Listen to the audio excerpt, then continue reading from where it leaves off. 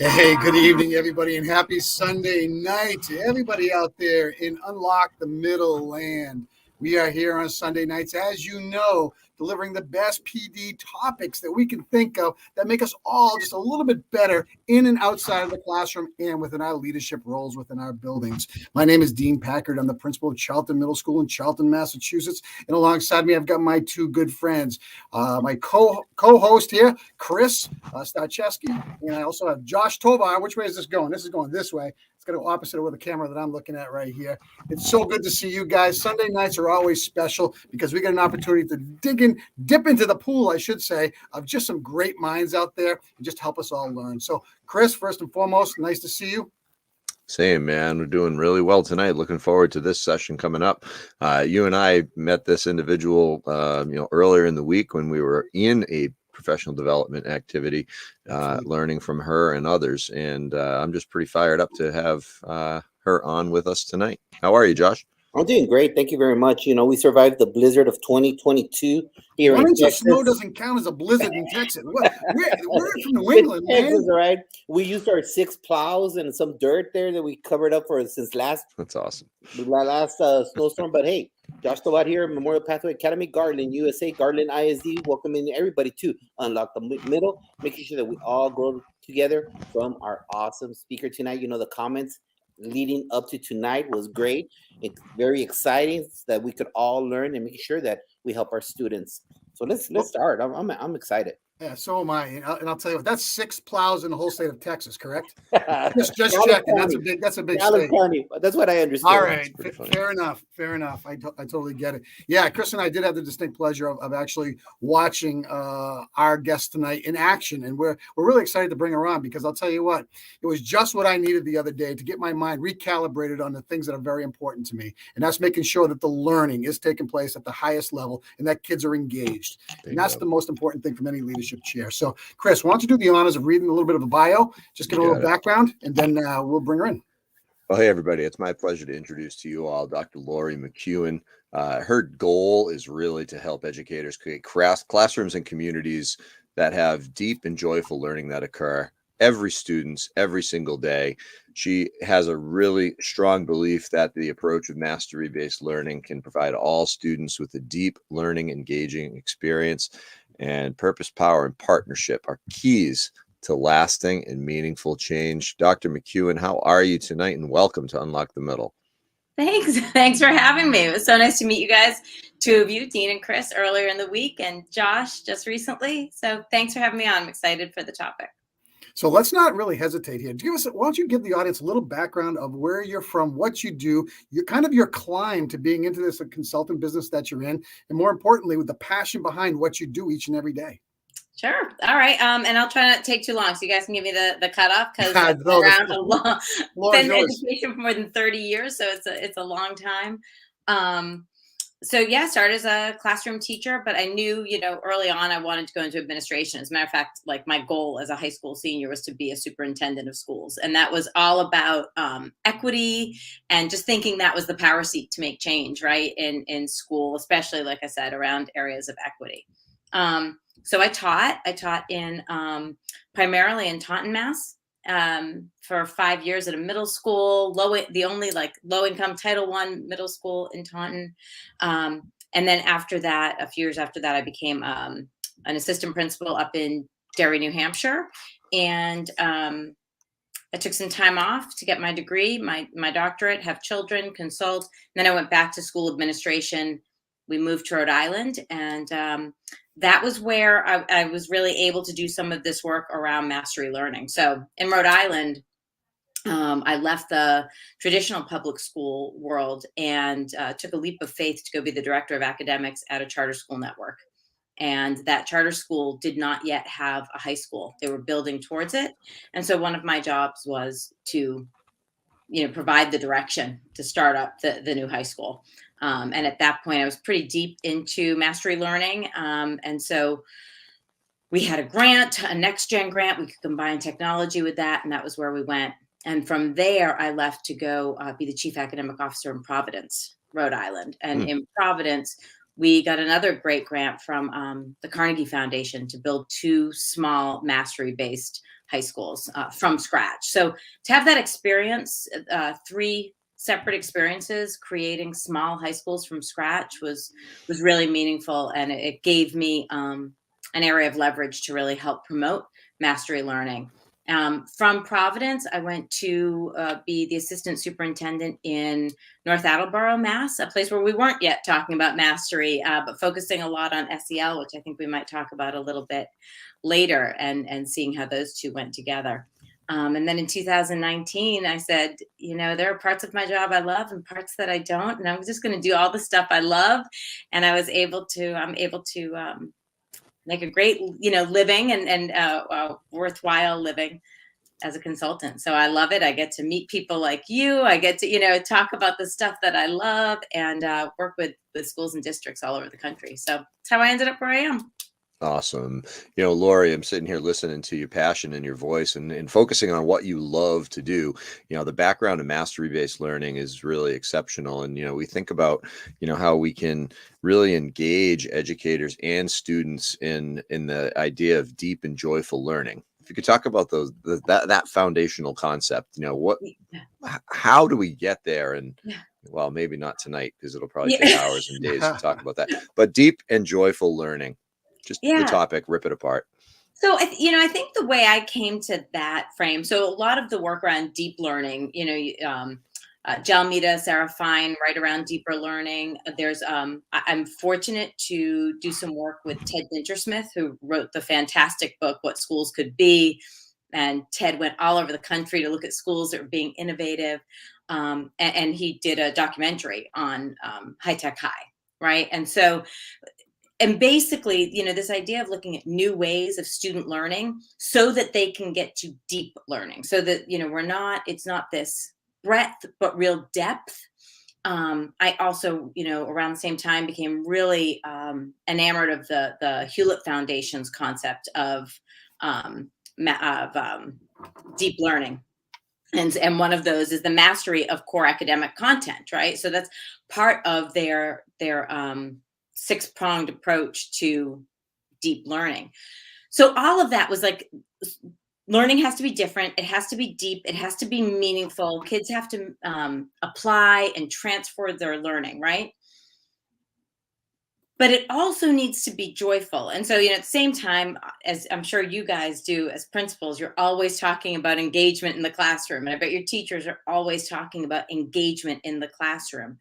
But sometimes we talk about engagement as like engagement with a task, just being on task. Whereas when I think about joyful learning, I think about the way I framed it before is think about, and if any of you guys are runners, right? And you run a race and everything hurts. I don't know if you've ever done a long distance race, mm-hmm. Everything just hurts and it's awful, but there is still such joy in what you're doing, right? You're working really hard.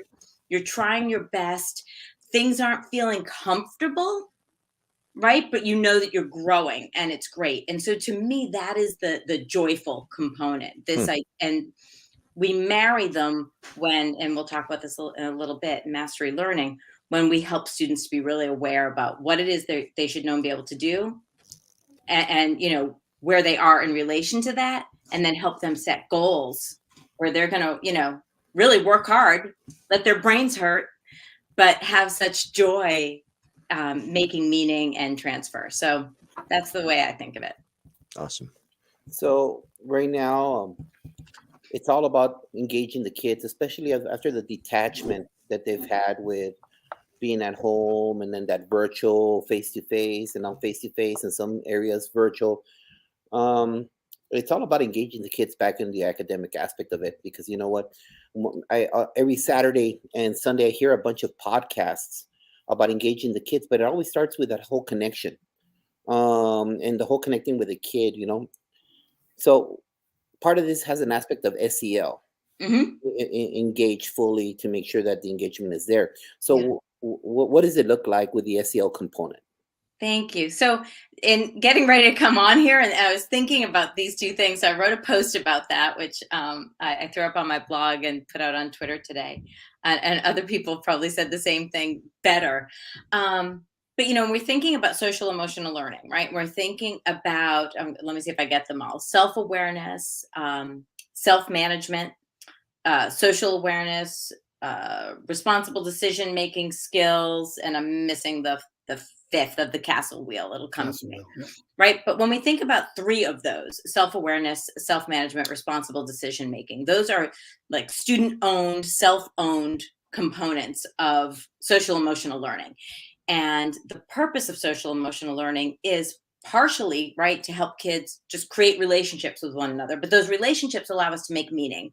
And whether we're making meaning in a personal relationship or we're making meaning in a work-based relationship, the relationship serves as good and wonderful on its own, and it serves to synergistically allow us to create new learning, new meaning, and go deeper. And so when we think about the way that we can approach school, when I think one of my frustrations with SEL has been that people talk about programs or, and I'm not trying to be reductionist, but we talk about programs and morning meeting and relationships, but it's almost like those relationships sit over here.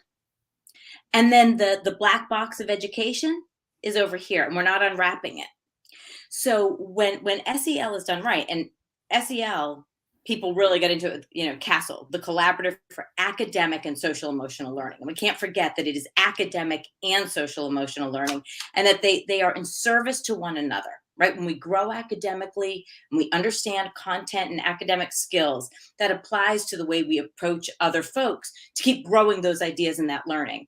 And when we feel safe and supported and worthy and trusted, we're in a safe spot to learn more, right? And so actually when I was in North Attleboro, it had been one of the superintendent, when I came in, his goals were really around embedding social emotional learning into the curriculum. And so we made a whole toolbox of these strategies that support social emotional learning while also supporting academic growth and academic learning, right? They were not, they didn't sit apart from each other. For example, if you're doing a jigsaw in your classroom and you're doing it well, and you've taught kids how to talk to each other with accountable talk, right?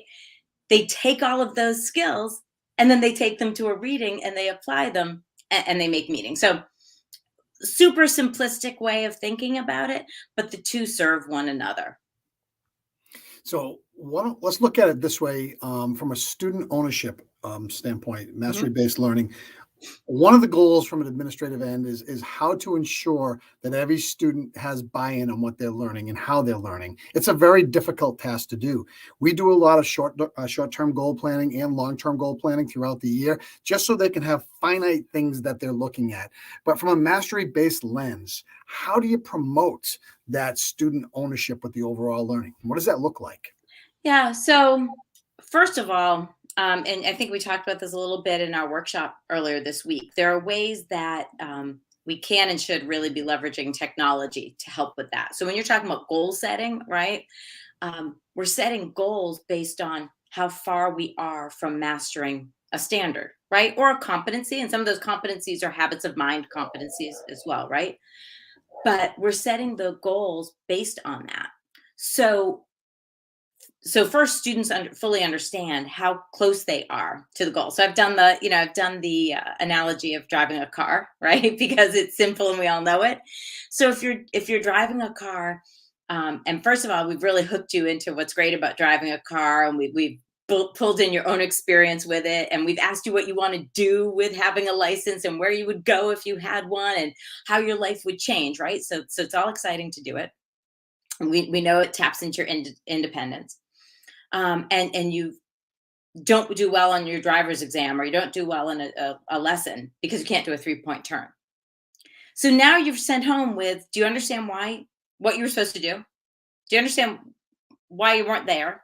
What plan do you want to make to go get better at it, right? And so the student does that. Now with various technology platforms, we can even help students sort of gamify, set goals so that they can win them, that they can gain something, intrinsic and extrinsic, because sometimes extrinsic motivations work to help build the intrinsic.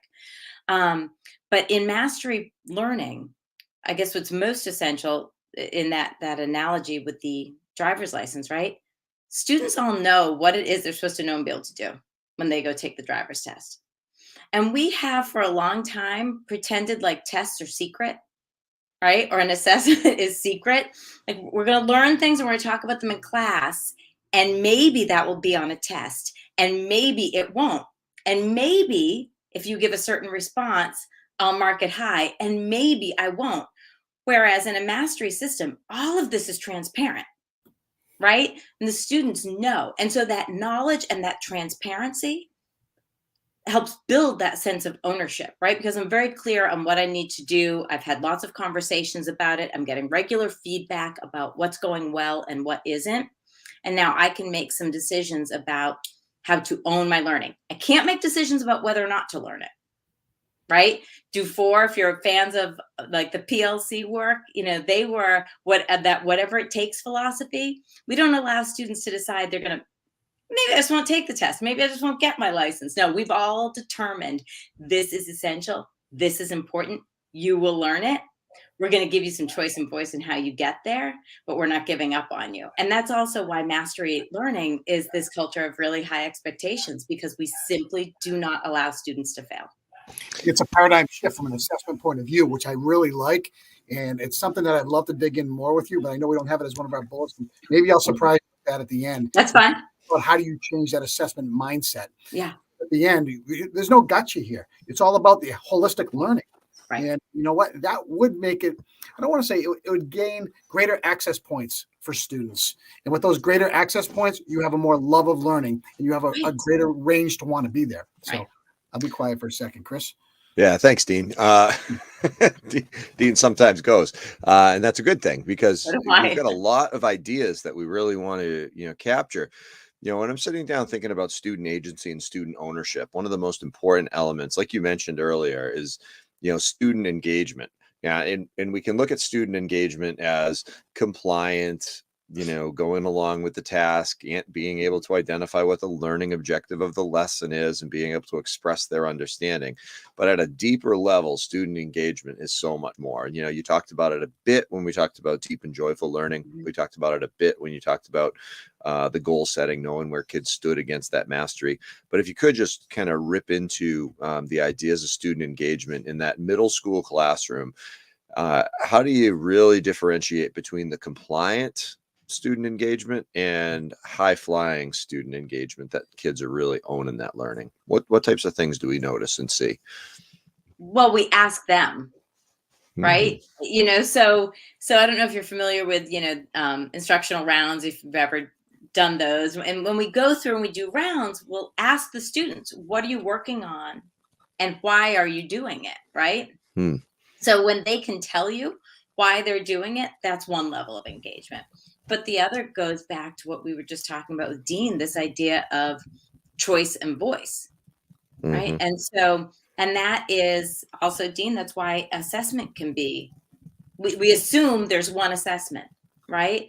But, in classrooms that are really well run, the students help to decide what the assessment could even be, right? Here's the standard. How could we prove that we know that? And then that takes us, remember we were talking before we got on about the onion, right, that you peel, or I think I said in the workshop, one of my favorite children's books is If You Give a Moose a Muffin, right? Because and I was talking actually to a great principal earlier today who reminded me, if I think it was Sizer said, if you change one thing, you've got to change everything. Right. And so as we start thinking about what would be most engaging, it leads us to things like project-based learning. Right. It leads us to interdisciplinary classrooms. So, what can you do in just your classroom? Well, we've got teachers who are creating engaging lessons. They're an island unto themselves, and they're engaging kids because they're making the learning transparent. They're involving the students in understanding what it is they need to know and be able to do. And they're using things like choice boards. They're using things like peer feedback. You walk into the classroom and they're virtually student run. Right? They give students responsibility from a very young age. And, that helps to build engagement. But then if you've got a whole school that's built into this, you can start doing interdisciplinary work and project-based learning. And I just wanted it made me think when we were talking about engagement in in North Attleboro, we started working with someone named Chad Ostrowski and the Teach Better team. I think you've had Ray on, right? Yeah. And so one of the things that Chad has done and his team is create something called the grid method, right? Which is a way of proceeding through mastery learning at students' own pace, right? It involves full transparency of what you need to know and be able to do. And then it gives students the indicators of proficiency if they get there and allows them to move through. Now, if you can do grid with technology, even better, right? Because now you see it and there's less work for the teacher. But I've seen incredible teachers do this in their classroom and they're checking the work. And I've seen this in 4th grade. Where literally that teacher could have walked out of the room. I know you can't because, for whatever reasons, right? God forbid we leave kids alone for a minute, but she could have been called away. And I don't think a student in that room would have known that was happening. And that's true engagement. When the class runs without the teacher being there, not because the kids are afraid, right? But because they're like, oh yeah, we got this. Like, hey, stop talking. We got to go do our work, right? The sub comes in or something like, oh yeah, you can go over there. We know what to do because, Chris is going to help Dean. And once Dean is good on it, he's going to go explain to Josh what he learned. And then we're all going to switch around and Lori's going to work with this group. That's engagement. So you build in the student ownership and you can engage kids if you do a lot of work on the front end, but don't feel like you have to own the class. Josh, I'm watching you nod. Yeah, Lori, I think it's exceptionally powerful to think about the progression of sage on the stage to guide on the side to actually true learning and student engagement. There's an even higher level than that, facilitator of learning. And it starts, like you just said, with kind of training the kids on what the expectations are and what it is that they need to do to master their own direction. I think that's an exceptionally powerful piece. I really appreciate how you worked in Ostrowski and the grid method for sure. Yeah. And the mention of PBL and active learning strategies. There's so much that's out there in order to, and that's when the pendulum swung this direction years ago. It's still relevant today. Absolutely still relevant. Yeah. To have an organization like Bill Belichick, during those glorious years with New England, that you stick anybody in there and it's just a machine. It runs itself. Right. Whenever you have that, that's what I envision when you describe that classroom where the teacher's just sitting there and it's truly the definition of a facilitator. Yes. Because that's the ultimate goal. I would infer in all the states' evaluations of teachers is that they become facilitators and it's all learner centered. Right. But to get to that point, you can't be like the Washington Redskins. To be you can't. That's anarchy. That's no control, or Commanders, whatever they are now. Man, I was just gonna say they finally. When you're a Redskin fan, you will always be a Redskin fan if you're old, all right? But I'm trying to say, for you to get to that point of the glory years of the Patriot way, there needs to be a lot of coaching within there, and that's where you get a lot of the apprehension from our team members. Because some people might look at it like, oh, this is another thing. And when we take into consideration solution tree and there are 4 questions and the campus PLC and the individual collaborative teams, when we're addressing all this, how does this fit in to ensure that they are well coached? Right. For whenever they're within their collaborative team and as a school PLC, they go out into the bloodstream of the body of the school, that they become that independent. That independent machine like the Patriots were. Right. How does that happen? Well, I think it's, as we said before, you've got to you start changing everything, right? So a couple of things. One is, if you're talking about the students and how they become that, right? I think one of the things that is nice that goes hand in hand with mastery of core academic content is the development of the additional skills. And you'll see that. So I do a lot of work with districts that are creating their own portrait of a graduate, vision of a graduate, learner profile, that kind of thing.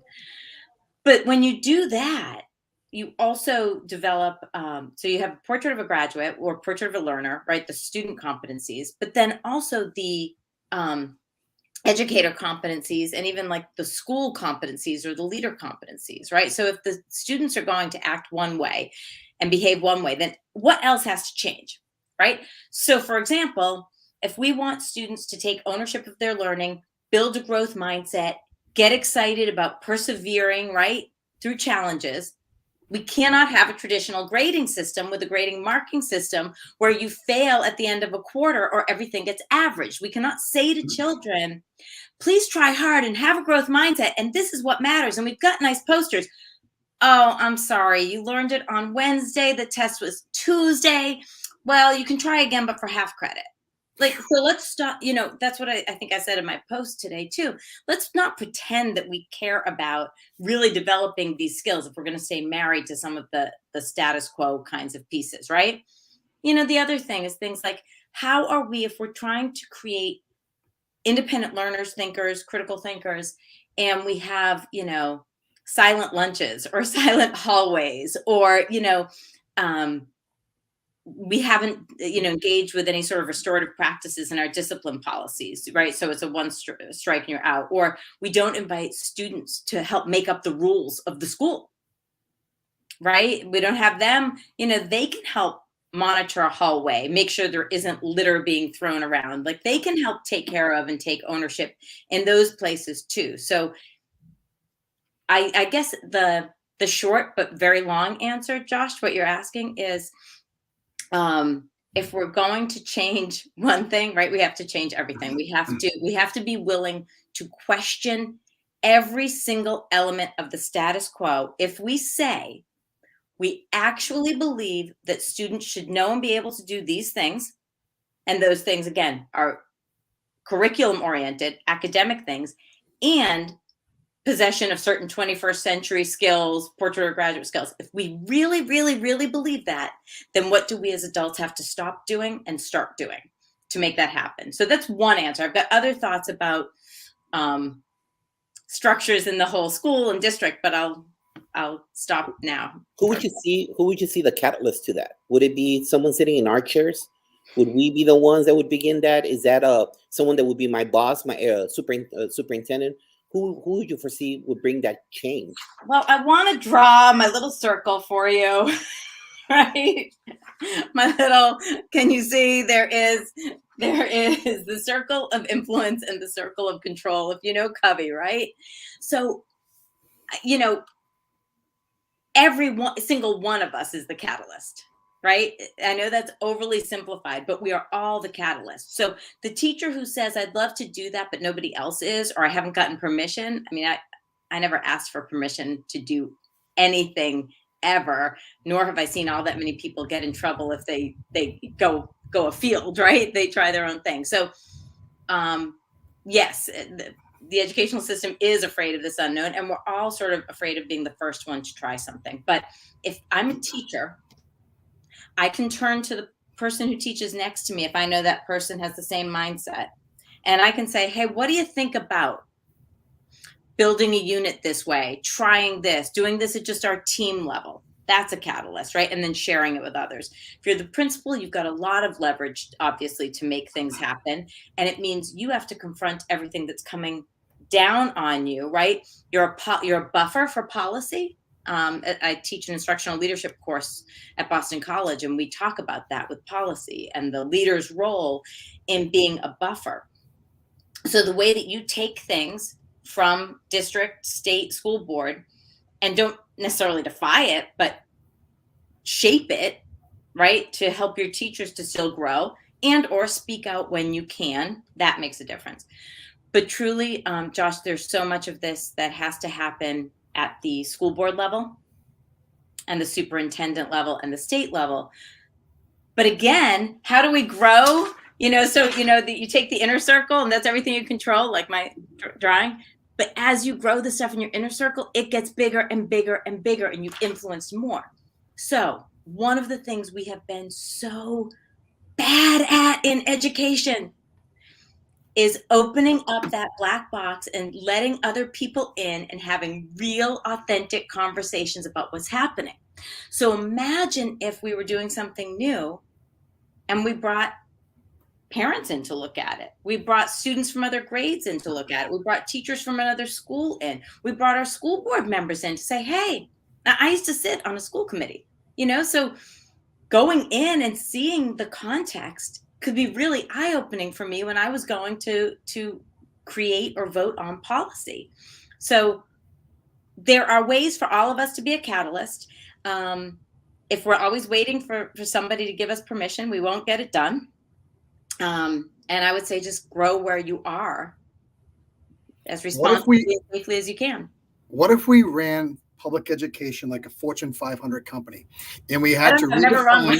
Think about this for a second. And we had to redefine, and reimagine what learning would look like in order to make enough to keep our doors open. Think about that for a second, and shift that thought process from compliance to engagement, from compliance to mastery learning, which is it's a huge paradigm shift for a lot of people, and it's very uncomfortable. And that leads me to my question: how do you create the buy-in in regards to teachers? Because you want to know something, I get it. And I think there's been so many mandates that have come through since 1992 when I got in this business to 2021 now. You think about it, and all these mandates come in, and somehow we go back to the same cyclical mind process of that teacher in that classroom.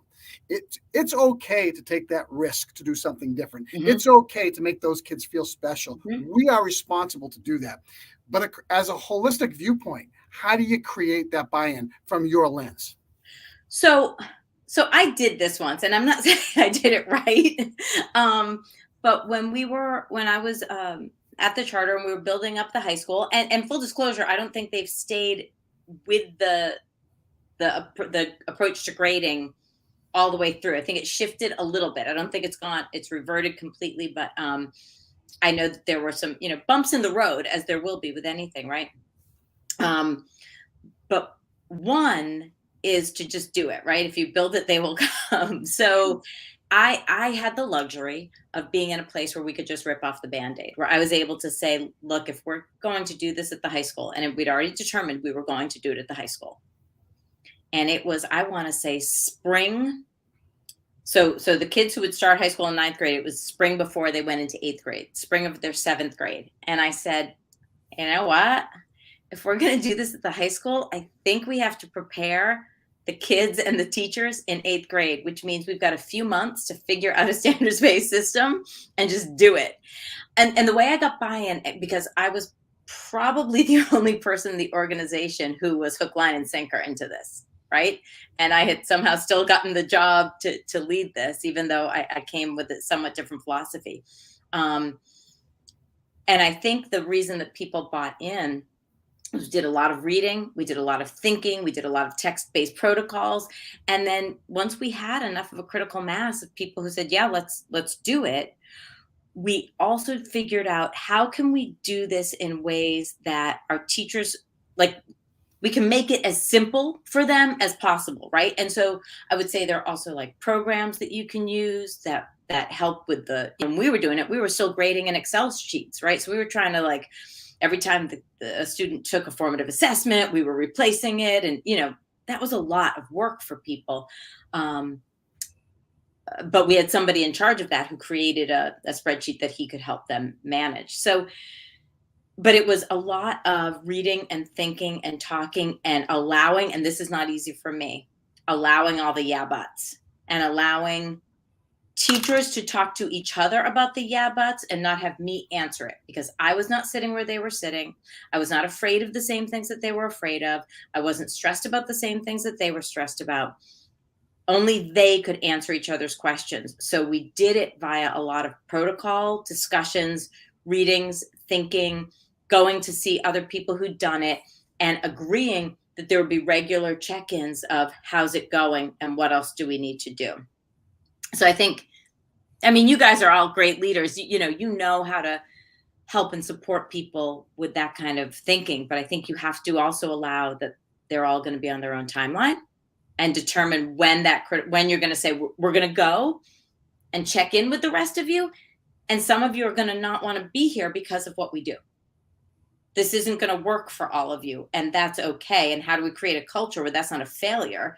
That is, we don't just go to get a job because there's a job and we go because it's a fit. But that's hard for people who are also, feeling stress about that.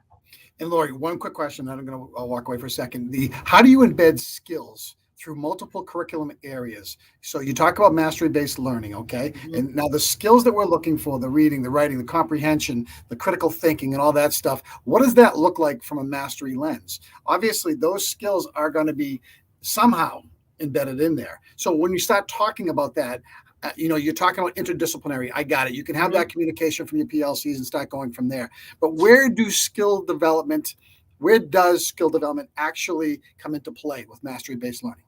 Well, in two ways, right? So if you're doing, the Wiggins and McTighe UBD curriculum approach, right? You're identifying essential skills and standards. So when you identify your priority standards, essential standards, power standards, whatever you're talking about, you're including skills, right? So there are skills within the content that continue to get developed. Some of what you're talking about are those things that are continuum. They live within and outside of any course. Building communication, collaboration, teamwork, those kinds of things. So one of the things that the school district where my kids went to high school, they hadn't moved to standards-based grading, but they had built a vision of a graduate, and they had some of those competencies around collaboration, communication. And they went through their program of studies, and in the program of studies online, this is East Greenwich High School in Rhode Island, you can see which courses will primarily develop which skills. So they had identified this is what communication looks like, how we define it. And when you take this class, you have multiple opportunities to build that skill. Primarily, you'll still build collaboration and critical thinking, creative thinking, but this has a huge focus on, communication. And this class has a huge focus on creative thinking. And so the teachers had to, when they were putting together their courses for the program of studies, had to figure out how to align that and really demonstrate where and how students were getting those multiple opportunities. So it's one way of doing it. A lot of the platforms that do mastery learning will build in those competencies. You'll see it in the Mastery Transcript Consortium. You'll see it on some other platforms where we're building it in. And so it's reported out as your profile graduate competencies or your habits of mind competencies. And we build those through, but they're not necessarily if you're not building up your communication skills, right? If you're not where you maybe should be or want to be, that doesn't affect your math grade, right? Your math grade is about, did you master the core content and skills of mathematics, right? And we show kids how communication and collaboration can help them get better in mathematics. But at the end of the day, you could have perhaps not mastered those things. Whereas in our old system, right, you had to show up or have class participation or a good attendance grade or a good effort grade, which meant you were compliant. And then you could get the A, but you could never get the A if you turned in things late or you showed up for class late. And that doesn't show true learning. So that's one way. Very fair. Thank you. I appreciate that information. So why don't we talk about your consulting background, your consulting company, and what you do, and how people can actually reach out to you and what that means, and take that and run with it for a minute. Yeah. So first, I want to give a huge shout out to Learn Launch, right? So Learn Launch is a nonprofit based in Boston. They've been then partnering with DESE to do a lot of these workshops, and that's how you found me. And I was thrilled that they invited me to do a workshop on something I'm so passionate about.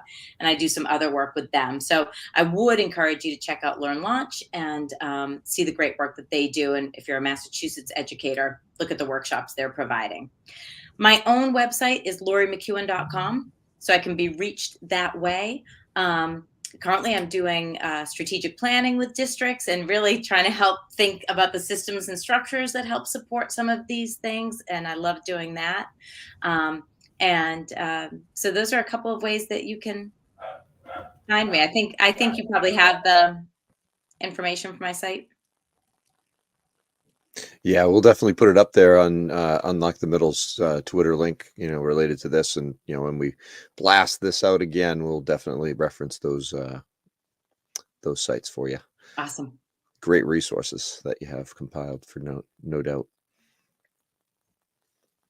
Well, thank you. Great. What else do you want to? I mean, I'm amazed, and I'm actually refreshed, and I'm excited. Yeah. And a lot of these things talk about that. We start thinking about how we're going to move forward, and that forward thinking. These are all based within it. Here's one of the things that I would say, and I think it's aligned with that increasing your circle of influence, is that for anyone who thinks this is daunting, just there is an entry point, and just go to that entry point. So we had talked about in our in the workshop, we talked about like retakes and redos, right? So if you don't move to a complete mastery grading system or standards-based grading, could you allow students to have multiple retakes without any penalty? Could you build up their perseverance that way? Also build up their learning, and make that one change. So what's the one change that you could make that would help us really engage students very deeply, very joyfully in their learning? Huge fan of the retakes, huge fan of the redos, because at the end of the day, the standards are important for the kids to learn. And if you're giving them work that's not important, you just move forward, you create gaps. Right. And that conversation is something that we have all the time with our staff. And we want to make sure, one of the things that we get often is that, it goes back to compliance. They have to study, they got this window to get it in. But if you think about it for a second, that window is not all that important if they don't know the material. Right. So, no. And again, then, you got to stay after school. You got to have ownership as the child for not meeting the criteria. And I kind of go, and you give a little to get a little in that capacity. I understand that part of it because the rest of the class has to move on. But the retakes in general, we're in this business to help kids learn. But we don't have to move on at the same time, right? Like and that's hard, but there's no reason that the entire class has to move on simultaneously. And I think, that's one of the things of whether we're building grids or playlists, and that is work behind the scenes. There's no doubt about it. Making sure that there's a pathway so that you can choose your own adventure. It doesn't mean that you're going to have 28 kids off on different paths that you have to manage at all. First of all, they're going to manage their paths. And second of all, there's probably only going to be 3, 4, or 5 different paths at any given time.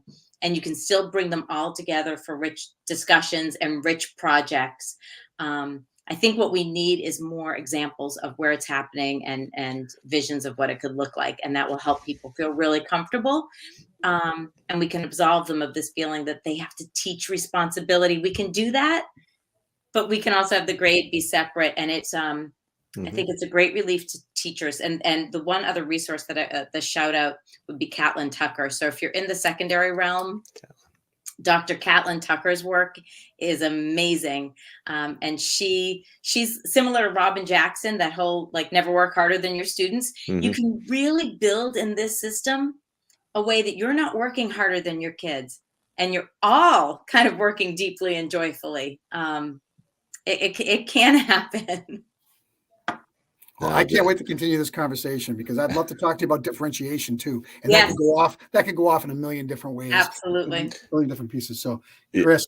Yeah, I think we're coming up on it, but I started to generate a list of topics that we definitely want to engage in. Either it's in our mastery learning session upcoming with you, Lori, or in a future panel discussion with some other educators. I think we've got some real potential here to dive deep into some of these topics and really create a heck of a PD experience for ourselves.